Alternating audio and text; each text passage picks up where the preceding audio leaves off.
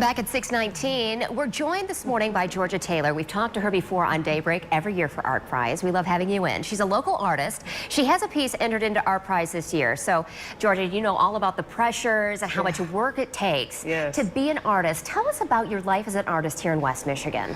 Well, to sum it up, it's exciting, it's challenging, it drives me crazy sometimes, but I wouldn't trade it. I emailed you back the other day, and the return message said, please be patient. I'm working hard. I don't know when I'll be able to get back with you. And I thought that's really telling of your life, and I believe it. It is, because sometimes I can't respond right away, so I try to check emails once a day, but at least giving someone that response, say, hey, I got your message, just hold tight, I will get back with you. I will get back with you. Well, tell us about your piece this year. My piece is entitled A Portrait of a Pullman Porter. It's displayed at DeVos Place. It's a graphite on paper drawing, 4x8 of a Pullman porterette, actually. She was one of the few female Pullman porters in the early 1940s. It depicts her in her uniform at work, and I just really wanted to share the history of the Pullman porters that often gets lost in American history and African American history. So I wanted to shed light on a very, very important group of people during that time. It was certainly a lesson to me. So these are people who were recently freed from slavery, who would work for a low wage. They were the rail car workers on the sleeping rail cars, similar to like red caps in airports, but they worked the trains.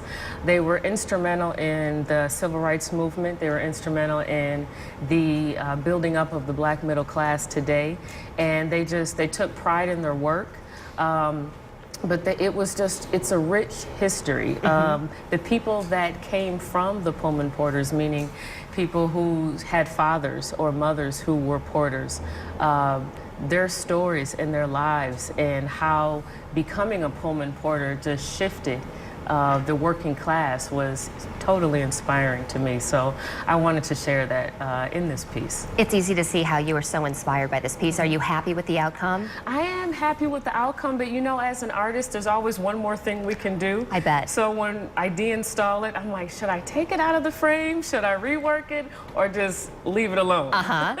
And sometimes you just have to walk away, I suppose. You have to just walk away and leave it alone. Well, let's talk about this ArtPrize. We've been talking to you for years now, and ArtPrize has just been changing every year. The rules change. We're bringing in more art critics now. More money is going to the juried winners. What do you think about the changes? Are they good? Well, I think that it depends on the artist and how you look at it. I think the artists that have been in it multiple times, will have a different opinion on the changes. The new artists coming in, it's always overwhelming, but I think that ArtPrize will find its groove. Eventually, it's still new. We're only in year 6. So there's a lot of things that come up every year that they make changes. Some are good, some are not so good. It just depends on who you talk to. Exactly. It's come a long way, though. It certainly come a long way has from year changed. one. We'd be having a completely different conversation a couple years ago. Exactly. Okay. Well, Georgia Taylor, thank you for coming in early to talk with us again on Daybreak. We really appreciate it. Thank you.